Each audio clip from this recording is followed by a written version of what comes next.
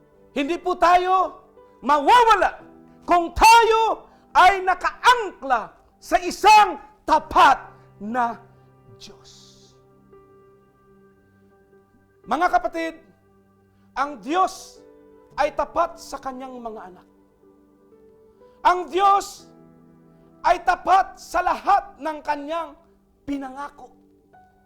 Ang Diyos ay consistent sa kanyang karakter.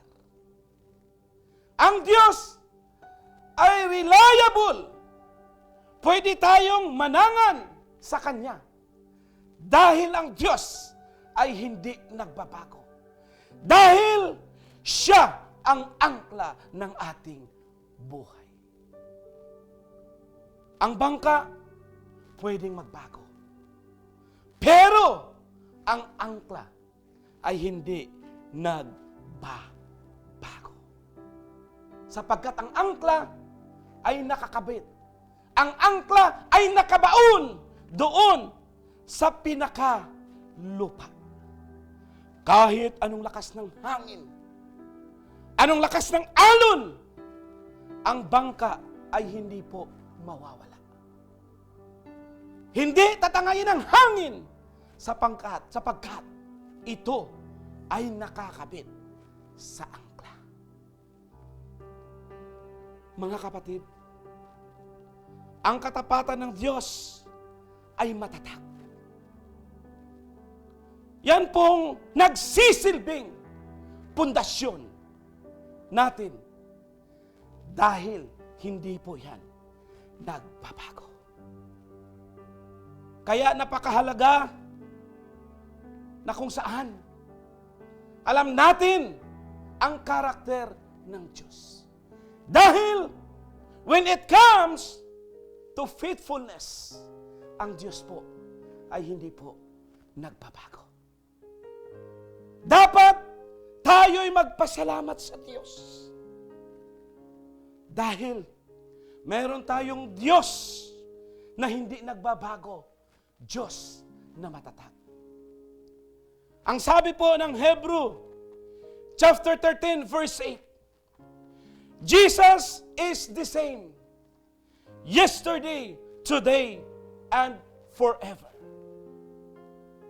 Tandaan po natin, kung paano si Jesus noon, ganon din ngayon. Ibig sabihin, past, present, future, God is faithful. Mga minamahal kong kapatid sa Panginoon, atin pong narinig ang napakasimpleng mensahe ng Diyos. Paalala sa atin kung gaano po katapat ang Diyos sa buhay ng bawat isa.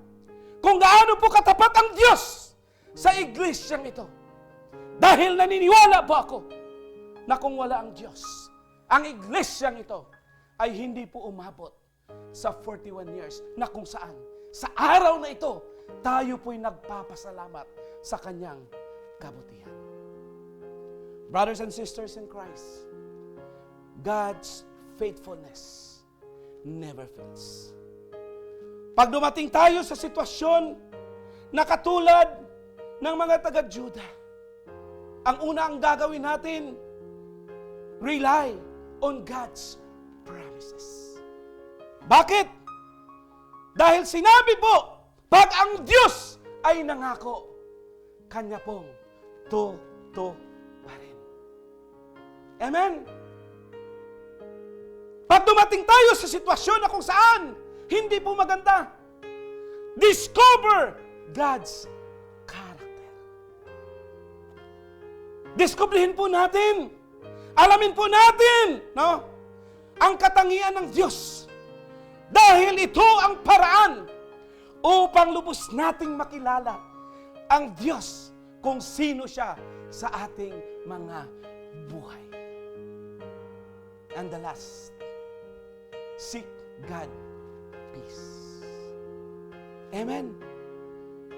Hingin po natin ang kapayapaan mula sa ating Diyos. Amen. Hindi ko po alam, no? kung ano ang pinagdaanan ng bawat isa sa inyo. Kung ano ang pinagdaanan ng iglesia. Pero, alalahanin po natin na ang Diyos, siya ang angkla ng ating mga buhay. Kung sa pagkakataong ito, ikaw ay binayo ng problema, seek God's peace. Dahil ang Diyos ay tapat. Amen? He is faithful, mga kapatid. Hindi po siya nagbabago. Pwede tayong lumapit sa Kanya at hingin natin ang Kanyang tulong.